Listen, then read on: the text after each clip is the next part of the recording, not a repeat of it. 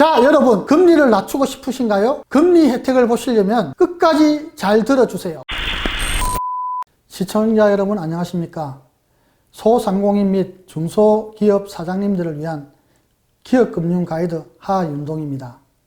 저번 시간에는 금융기관에서 우리 회사의 재무사항을 검토하는데 중요한 체크포인트를 말씀드렸습니다. 대표자님들의 개인의 신용관리와 같이 회사의 재무적 관리가 업체의 신용등급을 결정하고 나아가서 양호한 신용등급 판정을 받아야만 대출금리의 결정 요소라고 이야기 드렸습니다. 이번 시간에는 금융기관에서 중소기업 대출금리를 어떻게 산정하는가를 간략하게 설명드리고 좀 더 유리한 대출금리를 받을 수 있는지에 대해서 말씀드리겠습니다. 먼저 대출금리를 적용하는 시기는 언제일까요? 맞습니다. 대출을 최초 받을 때 금리를 결정합니다. 그리고 이전에 받은 대출이 만기가 되어 재약정 또는 기한 연장을 할 때, 그리고 담보의 변동을 포함한 대출금 조건 변경이 발생할 때 금리를 재산정합니다. 흔히들 은행 용어로서는 프라이싱을 한다고 합니다. 그리고 여신금리의 운용체계는 기준금리 플러스 가상금리로 산출합니다. 여기서 조금 복잡하다고 생각할 수 있으나 전체적인 개념과 이런 것이 있구나 라고 하는 정도로 부담없이만 들어주시면 됩니다.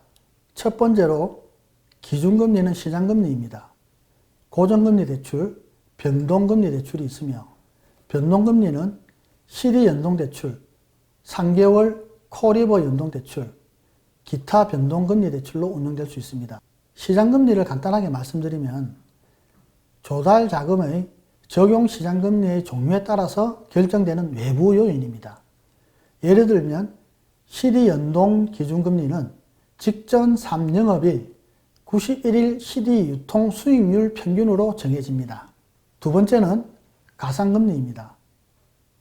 이 부분은 매우 중요하며 우리에게는 조율을 잘해야 됩니다. 구성요소는 업무비용, 위험비용, 법정비용, 목표 이익률로 정해져 있습니다. 여기서 업무비용에 속한 업무원가는 이 대출을 취급을 함으로써 발생되는 비용을 말씀드리고, 위험비용은 이 여신이 담보가 있든 없든 이 취급을 함으로써 은행에서 부담되는 위험 요소에 대한 비용입니다. 그리고 법적 비용에서는 예금 보험료나 교육세 등이 있다고 보면 됩니다.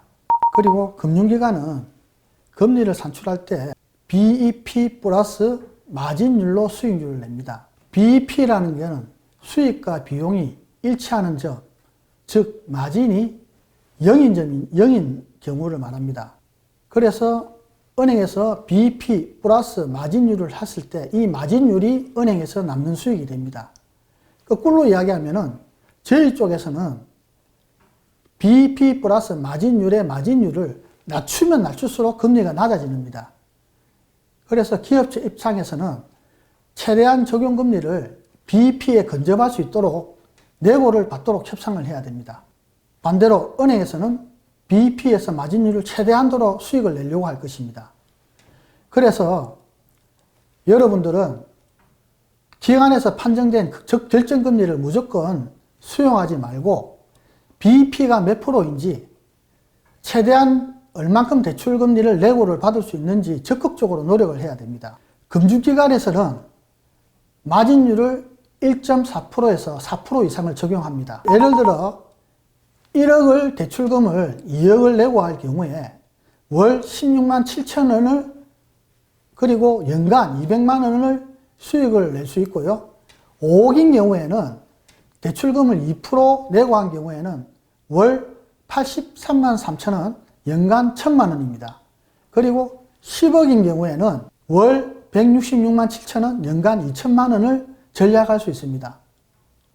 그만큼 대출이자가 무섭습니다. 금융기관의 대출금리를 잘 관리하면 직원 1명 이상의 급여 상당액을 전략할 수가 있습니다. 그리고 최초 대출금을 취급한 날로부터 3년이 경과할 때 금리 적용이 어떠한가를 재검토를 해야 됩니다. 왜 그런가 하면은 모든 대출은 3년이 경과하면은 대출금 중도 상환 수수료를 적용할 수 없습니다. 그렇기 때문에 이 대출금보다 더 좋은 조건이 있으면은 새로 취급을 하더라도 수수료가 발생하지 않습니다. 참고해 주시기 바랍니다. 그 다음에 중요한 부분이 또 있습니다. 우리 회사가 정부에서 지원하는 정책자금을 수혜받을 수 있는지를 점검해야 됩니다.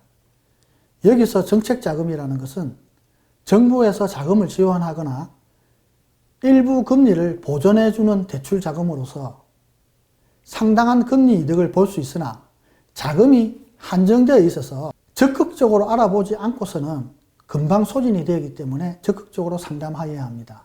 요즘 소상공인 시장 진흥공단 정책자금이 방송에 많이 나오고 있으며 향후 이 부분도 정리해서 방송을 할 예정이 있습니다. 업체에서는 소상공인 정책자금 사이트를 확인하면 정책자금의 종류와 해당 지역의 센터 연락처가 안내되어 있습니다. 적극 활용하여 주시기 바랍니다.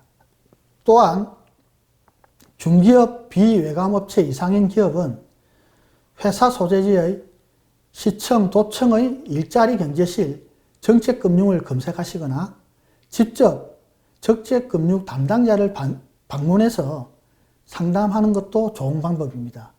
적극적인 자세가 요구됩니다. 노자도덕경 63장의 문구로 마무리를 하겠습니다. 천하의 어려운 일은 반드시 쉬운 데서 일어나고 천하의 큰 일은 반드시 작은 데서 일어난다. 그러기에 성인은 끝내 큰 일을 하지 않는다. 그러므로 큰 일을 이룰 수 있다. 허황된 큰 것에 얽매이지 말고 쉬운 일, 작은 일을 충실히 함으로써 나아가 큰 성취를 할 수 있다는 말입니다. 일상화된 대출이자 납부하는 것부터 꼼꼼하게 챙겨서 회사를 보다 알차게 성장시킵시다. 감사합니다.